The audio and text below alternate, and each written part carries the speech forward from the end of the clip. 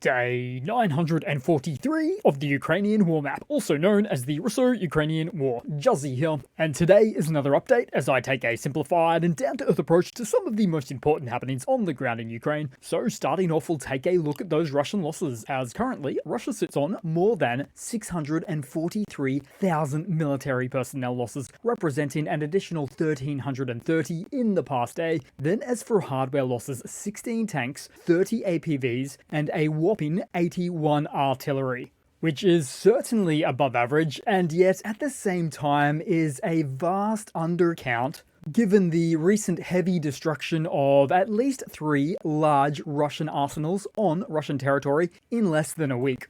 But I digress, as we head into the map, into the Donbas, to the battle for Toretsk, which raged on today, with Russia releasing footage of strikes targeting the city's western outskirts as they intensify efforts to drive out Ukrainian forces, where we see a continuation of the previous urban warfare in this location, as Russia is continuing their efforts coming in from the T516, the highway from the east. Now, it's been a slow development, and on the balance of probabilities is likely to stay that way, given all of the close quarters combat, fighting from street to street, block to block, house to house, which inevitably slows down these type of engagements.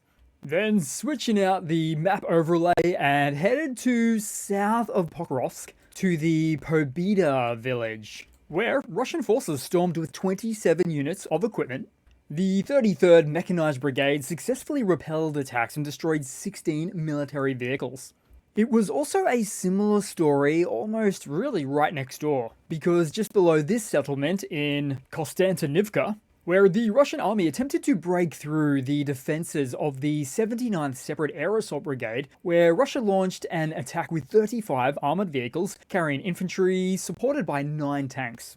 During the battle, Ukrainian forces destroyed 5 armored vehicles with infantry. As such, panic spread, after which the Russian element began to retreat. But perhaps on the map, the toughest conditions faced for the AFU right now is at Vuhledar, as Russian troops are closing in from 3 directions, and in doing so, threatening to sever the northern escape route crucial for Ukrainian forces' logistics and/or retreat. Best to zoom in to show you that one there. Now, Ukraine has impressively resisted here since the beginning of last year, with some of the largest Russian hardware and personnel losses in the entire war, marked by this single location, as it's a location of about no more than 10 square kilometers where hundreds upon hundreds of armored vehicles of the Russian forces was lost due to failed breakthrough attempts at this long-defended 10-street village. However, it now appears to only be a matter of time until Russia captures the settlement to accomplish their most Pyrrhic of victories in this war. Then moving to the north of the map, where we see an opposite outcome today in the Kursk offensive, where the armed forces of Ukraine broke through another section of the Russian border, with this happening at Medveza, all enabled by the use of AFU tank crews dismantling a Russian stronghold. Now, it's not yet reflected on the map, but this would very likely refer to the south of the town, which is the only other part where a border can be breached. A country border, no less. Meanwhile, on this part of the map, Ukrainian forces stationed here are technically at their closest to the Russian field fortifications, just to the north of the very same town. Now, at the same time, the Russian MOD released some footage stating that they were carrying out some airstrikes on a concentration of manpower and armored vehicles of the Ukrainian armed forces in the border area of Kursk, although the footage doesn't really show us anything. No outcome, just unguided S-8 or S-13 rockets being fired off. But with a rocket range of about 2 to 4 kilometers, that would put these Russian choppers in extremely dangerous close proximity to Ukrainian air defenses, including that of even some of the smaller shoulder-mounted man-pads that will reach this distance and more. And we haven't even considered drone warfare yet either. So my assessment, propaganda from everybody's favorite Ministry of Defense. Then headed down the map looking to Crimea, or at least one illegally constructed bridge just beyond the peninsula, as Russian forces are back to fortifying the Kursk bridge by installing air defense systems in the surrounding areas. For example, metal towers with platforms for air defense are being set up, this time on the Tuzla island, to protect the bridge. Although, it must be said, since the Kursk bridge has lost about 95% of its military logistics utility for the longest time now, with next to no military rail passing through, it's mostly instead just used for, well, largely civilian cars crossing back and forth these days. You see, the thing is, it's just the two railway lines that cross the bridge, with one still in repair status and both not considered safe for heavy military logistics.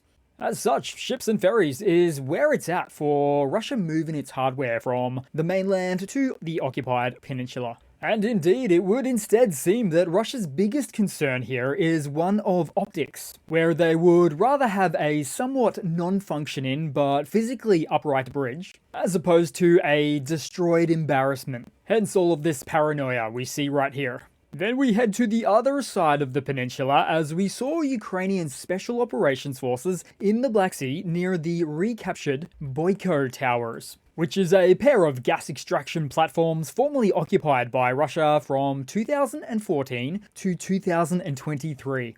So, including the first and last year, they had a good 10-year run, but had Russia not actually commenced its full-scale invasion of Ukraine, then it's a virtual certainty that Russia would have held on to the Black Sea gas extraction towers to this very day, as Ukraine would otherwise never have performed this type of reacquisition operation before Russia's 3-day special military operation.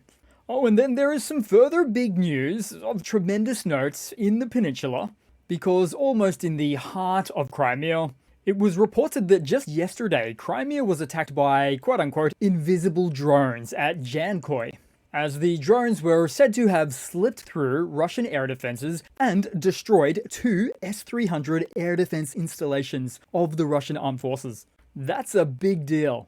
Sunday afternoon it happened, with some of the Russian forces complaining about it shortly thereafter. Interestingly, this is absolutely not the first time Russian defenses have used the term invisible drones referring to Ukrainian UAVs. But I suspect this is just an excuse that they shell out after their failure to intercept some of these Ukrainian attacks. Russian sources are also now saying that Toretsk, that is to say the September 18th incident, an event worthy of the word kaboom, has since also been chalked up to invisible drones.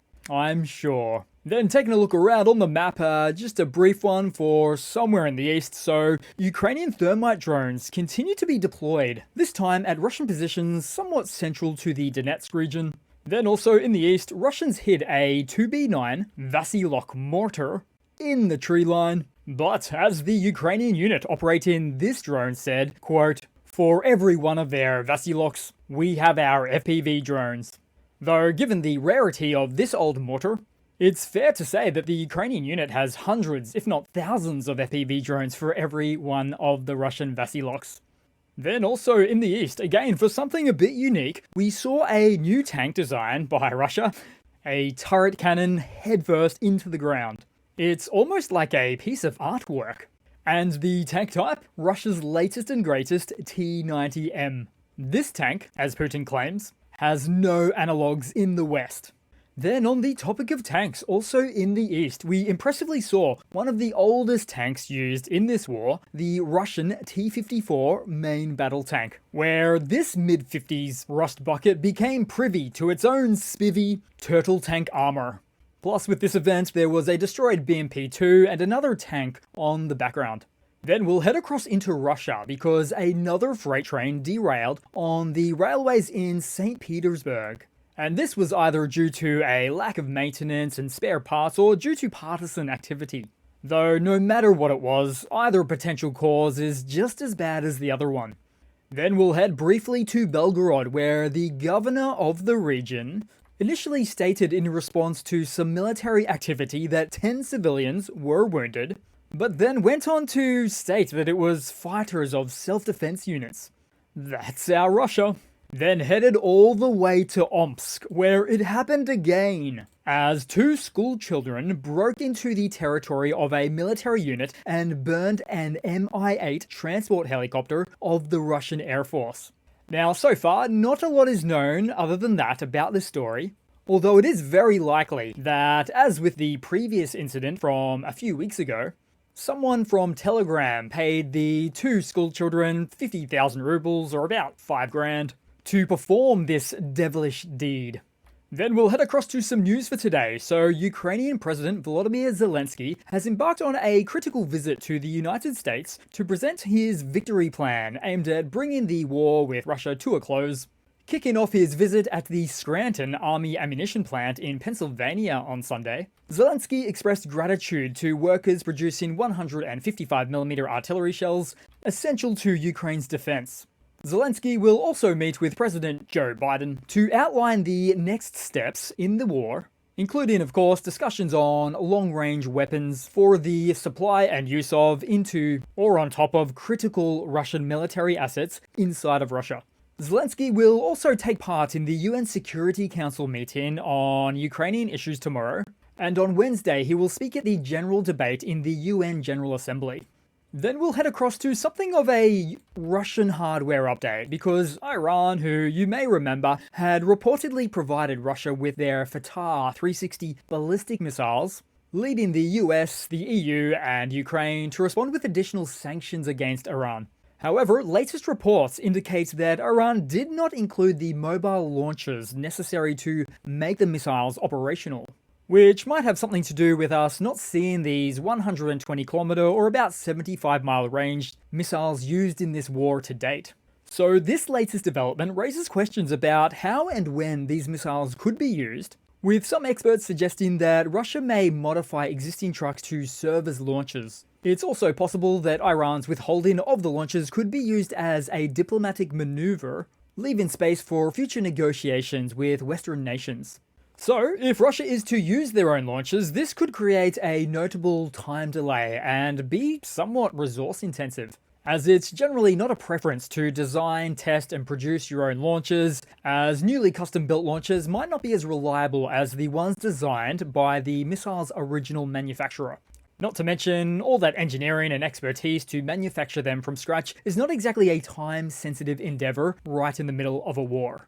Then we'll head across to a quick funny to round it all off for today, guys, where everybody's favorite Russian propagandist, Solovyov, was listening to one of his late-night show panelists speak about how the Russian SMO is going according to plan. But this comment really didn't go down too well for Uncle Solly, with him going as far as to say that Russia had no plan, especially where the initial Kursk incursion was concerned. So I'm guessing that just last night he was starting to get a little bit fed up with all of the too commonly used Russian expressions or phrases about everything going according to plan, as he momentarily removed himself from the official talking points. So that's it for today, guys. Thanks again for watching. Please continue to like, comment. I do see you there in the comments and love to reply as much as I can. So thanks again, and I do hope to see all of you guys there in the next one. Cheers.